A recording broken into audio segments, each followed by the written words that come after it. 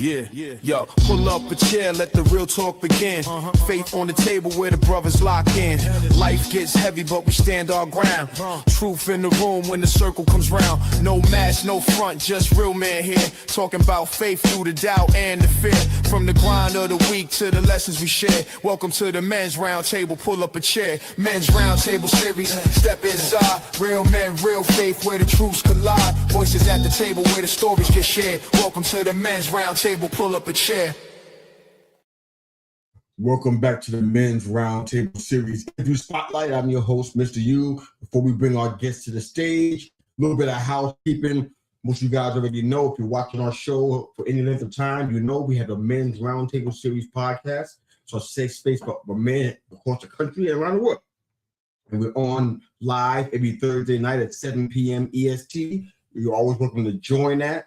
Jump in the comment section in the chat. Got some intelligent guys in that chat, man.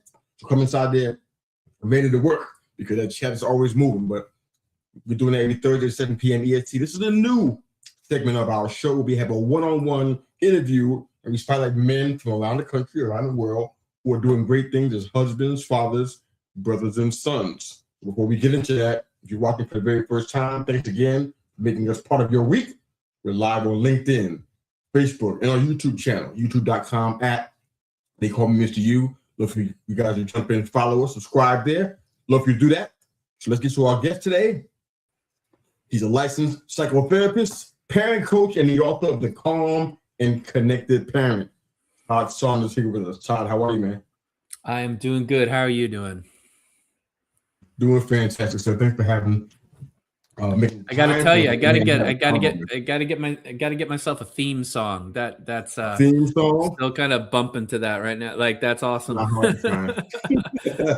I'm very, very partial to all of our I guess it's like four shows, but it's five technically. And I love all the music. I'm very, very attached to them. So oh yeah, I love music. When I was 13, it was either become a concert promoter or become a therapist. And I love music. I've worked with a lot of bands over the years. And but yeah, I think after this show, I'm gonna go find me a theme song. I'm gonna go make one. I probably can help you out with a few ideas with that. If you could. Psychotherapy over music, which is a very interesting choice. Can you take us back a little bit, some key factors from your childhood, from your upbringing, that kind of brought you to the place where you decided that psychotherapy was better than music, or better for you in this case?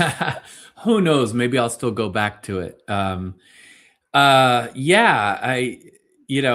told the story to people before, but my parents didn't get along real well, and I had a little brother and little sister, and they divorced when I was like 12 or 13 years old, and they didn't do it in a real nice way.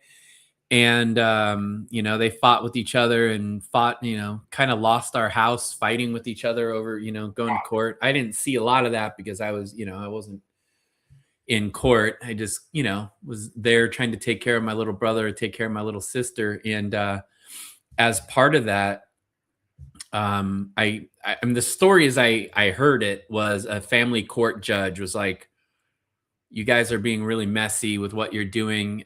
These kids should go get checked out and make sure they're okay. I think just me and my brother. I think my sister was too little. And so we went and saw a therapist a couple times together, but usually on our own. And I think, again, my brother was probably too young. He was like 9, and but I went and I loved it. And I just thought, I'd rather my parents were there for me and they were listening and I could talk to them. But since that's not happening right now, this guy is great and he listens and he seems to care. Dr. Marty is what I call him. He passed away a while ago, but that was really the beginning. I think it was I'm not feeling great. These conversations seem to help me. I seem to just have a sense that, kids' lives are not supposed to be perfect or anything, and adversity can be good, but that kids are dealing with a lot of adversity that is really too much, and that they shouldn't be having to deal with. They should be able to be kids, Yeah. And so I thought, that's what I'm going to do. I'm going to be that guy. I'm going to be like Dr. Marty. and stuff. But as things went on, and I started working in foster homes and group homes, and with foster kids and parents, and doing that work, which was really fulfilling. But then I became a dad myself, 22, 23 years ago. And there was something about that, and something about being mentored by my main mentor, Dr. Gordon Neufeld, who wrote a book called Hold On to Your Kids, which had come out around that time, where just a switch flipped, and I went, no, I'm not supposed to be the answer for other people's kids. I would rather help the parents show up the way that they want to show up and be the parents they want to be. And that makes a lot more sense to me. Does that Yeah. make sense? So, Yeah, absolutely. so that just that was the pathway. Even though I went through grad school and I did all this work for years with kids, thinking that's what I was going to do, I went, no, I don't want somebody else being the answer for my kid. I don't want to be the answer for your kid. That's not right. Like, now there are situations where therapy can be good for a kid, like me in my situation, or like some of these kids in the group homes that their parents weren't really available to them Yeah. at the time.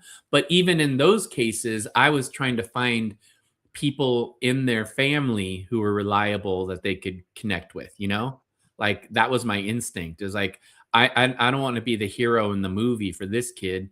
Like, I might be gone in 2 years. Like, let's find that uncle, let's find that grandma, let's find a situation in their own family. And that just made more sense to me. Okay. No, that's profound, man. One of the things that we pride ourselves on is we want to make it clear that we care about the men that are part of our audience, and we definitely want to promote profound stories like that. People being healed from that father wound, validation, overcoming perception, all the things that we hear so often here. So, getting transparency, man. For me, this is just Mr. U coming as a host of his own opinion, which he has on all the shows. He shares it liberally, but I don't trust folks who don't have scars. Yeah. That's just where I'm at. If you don't have a scar or a limp, theoretically or not, I have a hard time taking advice from you or trusting you to kind of guide me anywhere, because the things that you talk about, I think it answers the question very well. I'm not even sure you even try to do it that way, but what you experienced, it drove you to the place where you said, you know what, I can help somebody not have to be in this place. And I love stories like that. When people come on the show, whether it be an author, entrepreneur, inventor, whatever it is, sometimes, not all the time, but maybe 10% of the time, people come through and there's no connection. It's like, okay, you went through all this stuff, but you just put it in a bag. And we're going to just forget about it. And you're going to go and help people over here on this side. But I think we help people a lot when we share our personal experiences. Case in point, I have another question for you. In 2020, we started, for sure. Well, not this show, but we started our flagship. They call me Mr. U. We started in 2020. That was one of the worst times in our world's history. You already know what happened then, what was going on in your life. Oh, I remember, yeah. Exactly. It's hard to forget. All right. That podcast, I feel like it's, to a degree, it was therapeutic and salvational. That's a word for me, because it gave me an outlet that I felt like, you know what, I need this, or I'm going to explode. So I've shared that story over and over again since 2020, almost 6 years. And I heard responses from people who I was in the same place. I felt the same way. That's when the story matters. I just want to say that to commend you, Todd, for sharing that story and then taking a piece of that place that you were hurting and struggling, and now you're trying to help other people not have to deal with that. So I just want to say thank you for doing that. Yeah. That means a lot to me for you to be here and share that. So let's keep going. Yeah. No, we got to be real with each other, and that's not a unique thing. I mean, I never had a really bad problem with addiction or anything. I had my things here and there, like a lot of people do, little things, but nobody's going to talk to me as an addiction counselor if I haven't been in it, if I haven't, seen it. And that's true. Like, people who have been through things tend to want to help other people out who are going through it. And then people who are going through it kind of need to talk to somebody who has been through it. That's human, right? Yeah. I hope that's what people want to do. That's not always the case. But we talked about a little bit about, family stress and what actually drives that. We talked about daily conflicts, power struggles. A lot of households deal with this stuff all the time. And it's to the point where it's become normalized.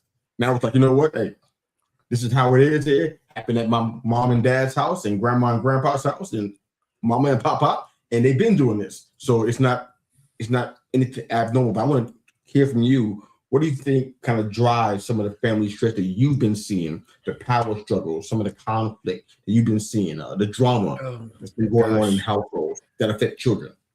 Yeah. I mean, how many hours do we have? I don't have.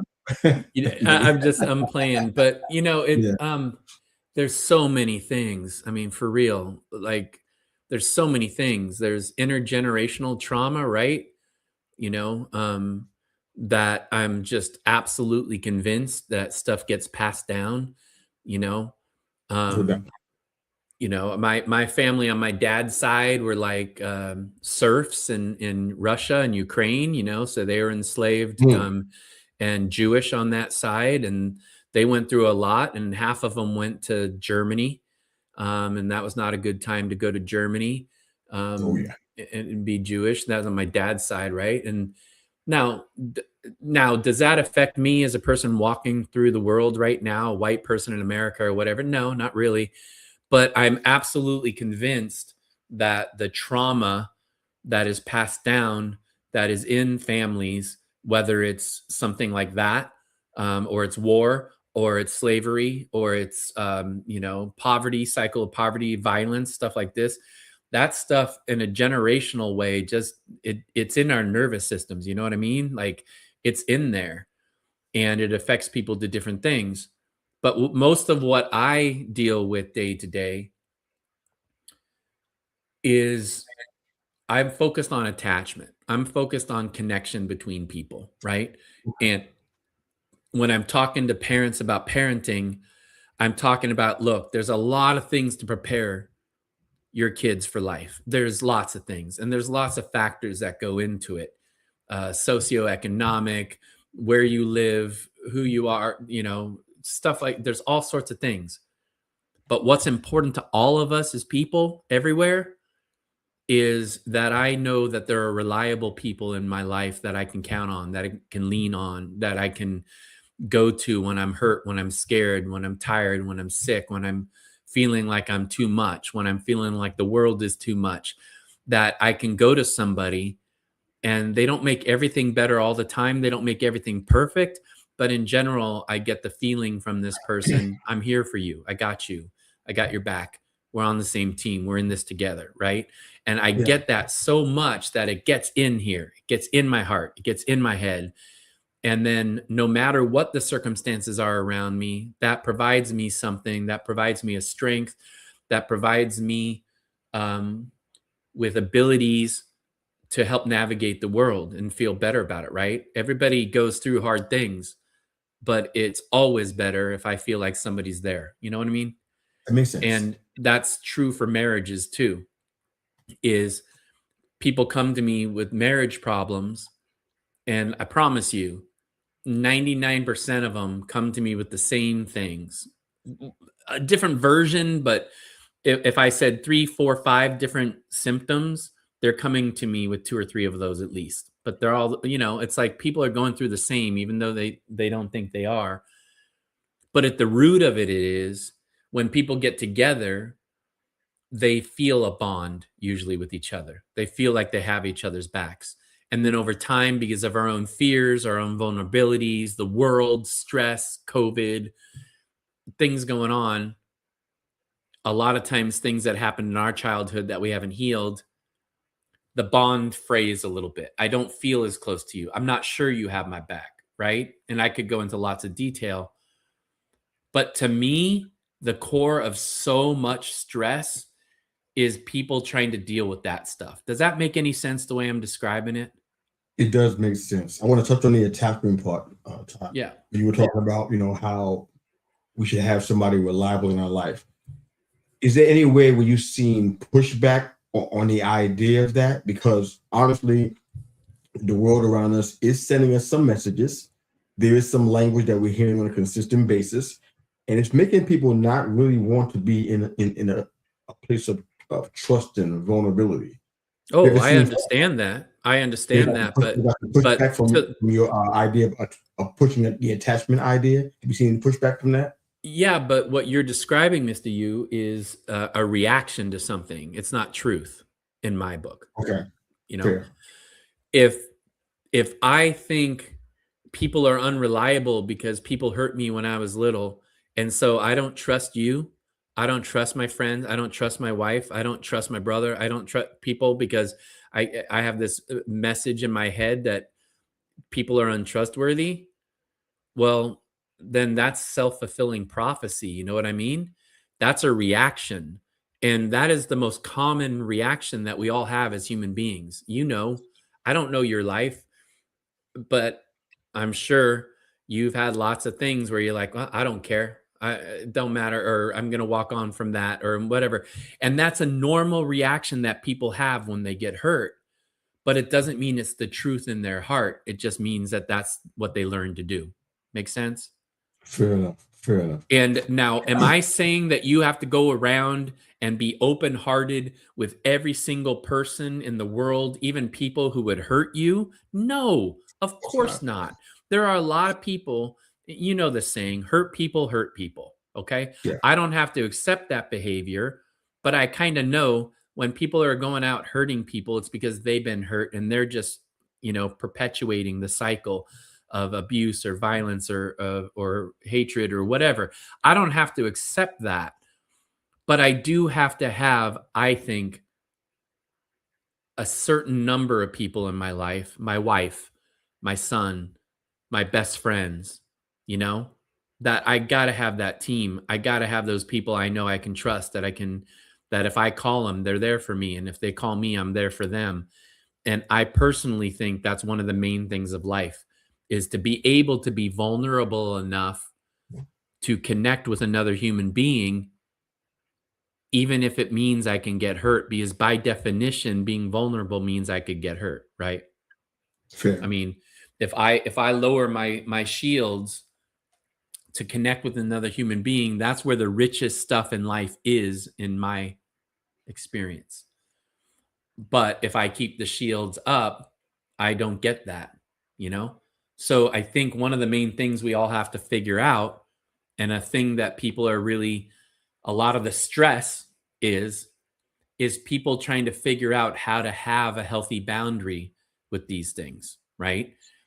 They say that if like a cell in the body, obviously that would be a very big cell. I'm making you know, my hands here if people are just listening. If a cell keeps everything out, what happens? It dies. If a cell has such hard boundaries in your body that it doesn't let nutrients in and things in, it dies. But if it lets everything in, it also dies. Does that analogy make sense? I And understand it. I'm sure so our listeners understand it. yeah, what a cell has to do is it has to be able to take in nutrients to survive and keep out things that don't help it survive. That's, I think, Makes sense. what we have to do. We have to Makes sense. learn what that is. Makes sense. We had an awesome conversation about your marriage and your wife. I want to kind of touch on it. I know that we are talking to a male audience here, so I want to make sure we don't forget that. Yeah. But I love to hear, because you shared a little bit about your history and your background and some of the things that I guess would be considered trauma, challenges, and things of that nature. What was it like, without sharing everything? What was it like to marry somebody from a different culture? How did that impact you with the challenges you had from your background and maybe what she had from hers? How did you guys figure some things out in the When we were context talking of- earlier, I said her family was from Jamaica on her mom's side. Yeah. When we were talking before. Yeah. You know, a little bit more history though is I got married for a short time when I was 30 years old, 26 years ago, and that didn't last very long. Somebody I care about a lot and we're friends, but at first it wasn't real pretty. We were married for like 6 months. Oh, wow. And then I got together with my son's mom, who we went to grad school together. And oh man, I tried to make that work. I really, really tried to make that work, and it didn't work out. And that broke my heart. Absolutely broke my heart. Because I did not want to be like my dad and take off, and not be able to, I don't think everybody should always stay together. That's not what I'm saying, but I really wanted to provide my son as much as I could with an intact family and not having to share holidays and stuff like that. And when I finally had to leave that relationship, it was really hard. And it wasn't pretty for a little bit. She was pretty mad at me. So, just to give you that context a little bit of the history, I just got married 3 months ago, Oh, you wow. know, Congratulations, man. to a woman that I met in high school. And now I'm going to age myself, Mr. Yu. You already did Well, another question, so I heard. yeah, yeah, You already yeah. heard that. well, You did, well, man. we met. She was the first woman I met, a young lady I met in high school in 1984. Oh, First wow. person I met the first day of school, and a high school that I didn't know. And it's like this rich kids high school, and neither one of us were rich, but and I didn't know anybody. And there's 2,000 students, and she was just so kind to me, and she's so pretty, and I thought she was great. But we never had a class again, so our paths really, you know, went all over the place. But what it feels like is, I just said this to her the other day, it feels like something we earned, like we've had a hard path. Sometimes we had relationships that didn't work out. We had life, losses in our life, and lots of history.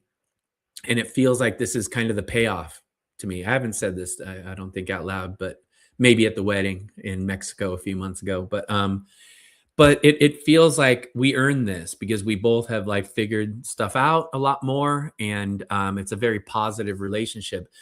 That's good, man. Her family, culturally, both of her parents are Chinese from different places, and her mom's family immigrated to Jamaica Okay. for 4 generations, and they have a big bakery on Jamaica. I went for the first time last year, and man, did I have a good time. We talked about the food a little bit, you and I. Yeah.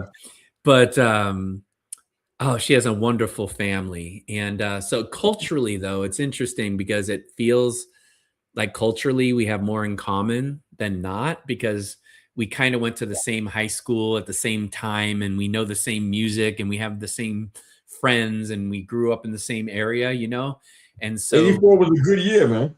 oh man, there's some It good was a good music. year. There's some good music. Believe me, we had the It was a good band at the year. wedding play a lot of music from Ooh. 1984, 83, 86. Little Yeah, Hall the and Oates. dances, I mean, the dances were epic, man. little, What'd you say? little Hall and Oates was happening out there.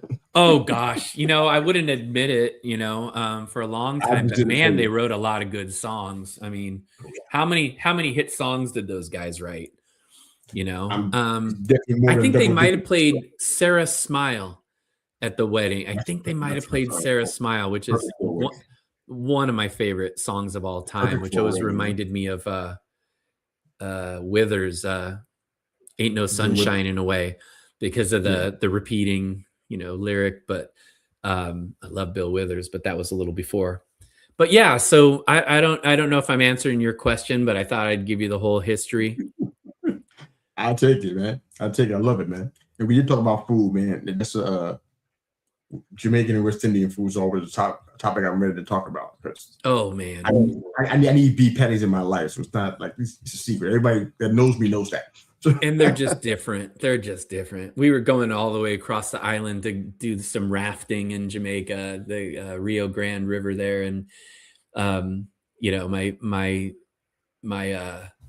my wife's family is big in the community, and they even own a chain of Jamaican restaurants that are kind of like Jamaican Chipotle, Wait a minute. Jamaican.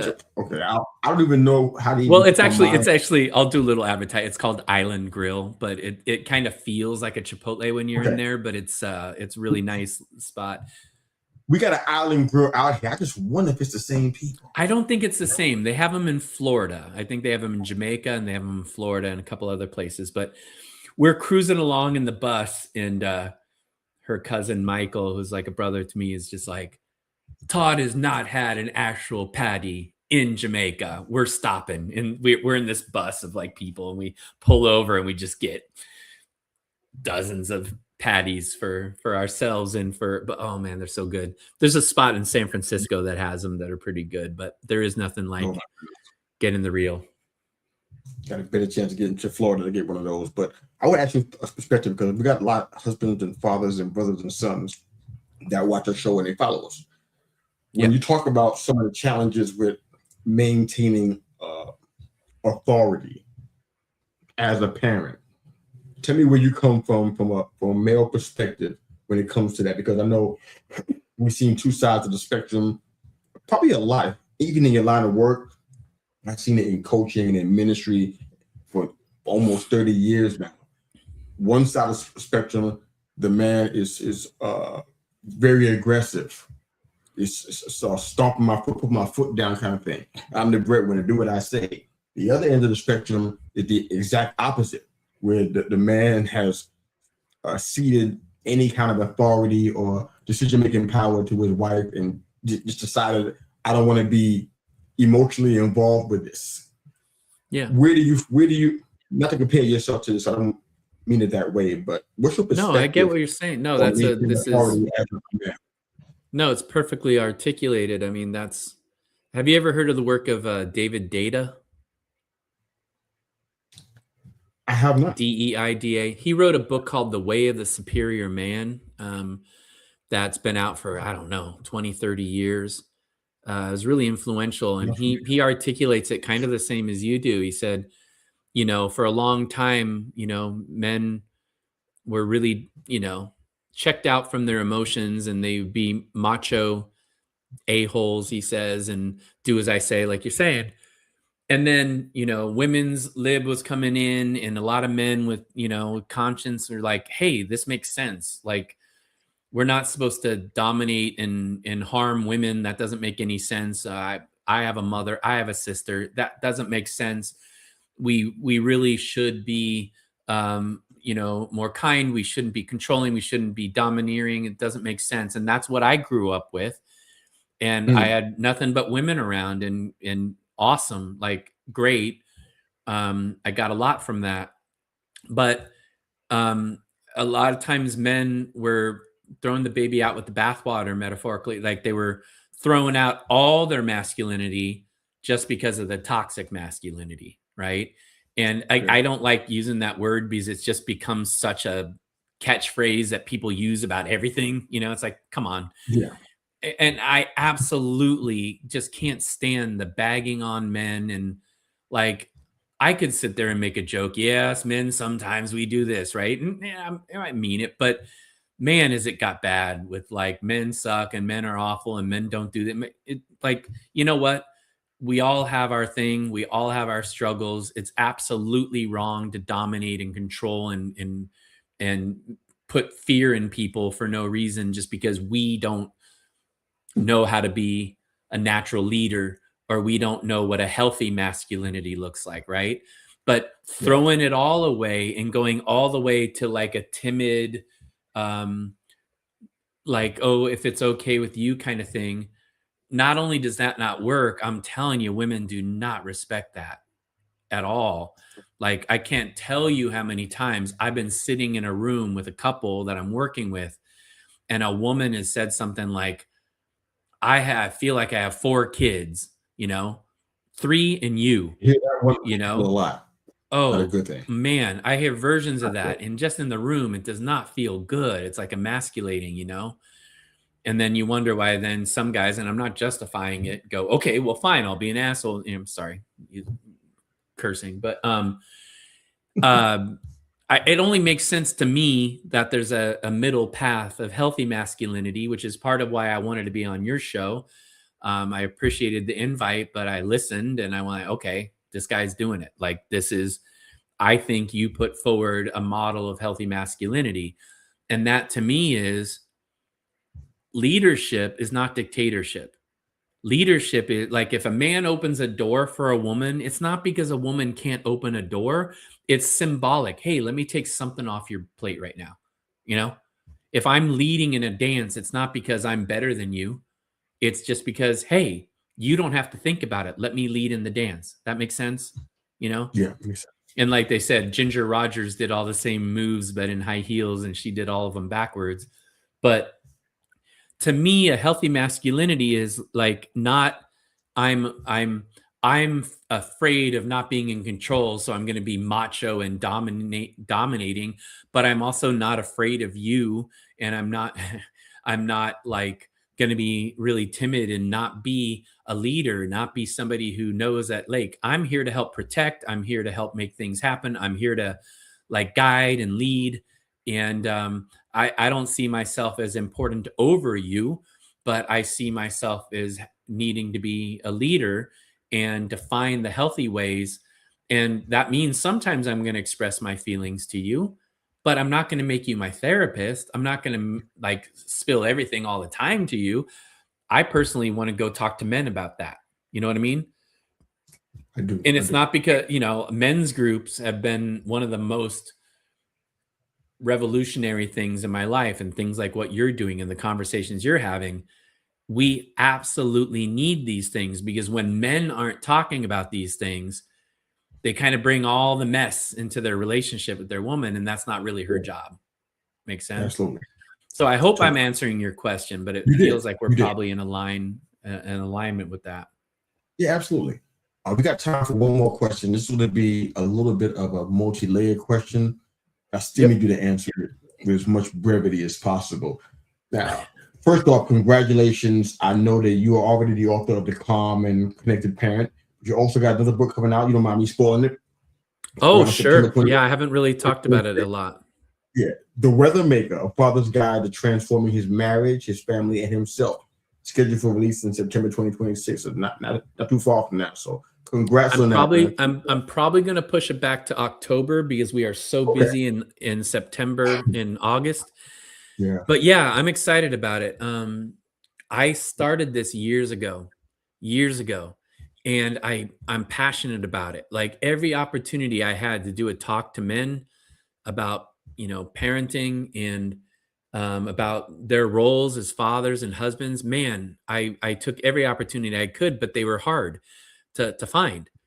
I remember speaking to a school in Marin County, which is where I started, is right above San Francisco, very wealthy area. And they actually tricked the fathers into coming down to a talk I was giving by telling them, we're having a get together and we're going to give you food and we're going to have drinks. And then I'm just sitting there like eating my food going, hey, I'm looking forward to this talk. These guys have all shown up. This is going to be great. And they had no idea I was going to be there talking. they kind of just didn't think the guys would show up for a talk, right? And then I remember another talk that all these men showed up, but one woman was sitting in the back. I think you said something that reminded me of this earlier when we were talking about one woman. Did you say something about, you know, sometimes a woman will come onto the chat or whatever, right? In a roundtable series podcast, we'll show up in the chat. Let's be clear, ladies who are listening. I'm not saying He-Man, woman, hey, just go. We get out of here. Like, it's just, that's we're not talking about 2026. It's not. It changes the dynamic, because now every man in the room is like looking at the woman to make sure what he says is okay, you know? And I think men just need to talk. And so, inspired by how much fun I had writing the other book, which I actually finished in Jamaica. When I was there, whenever I had downtime, I was like finishing it. I just went back to this book, which it wasn't called The Weather Maker at first, but there was this quote that I wish I could remember the whole thing, Mr. Yu, but there's this teacher who had this quote about being a teacher, and I've adapted it to be about being a father, but he said, I've come to the frightening conclusion that it's I who determine the weather.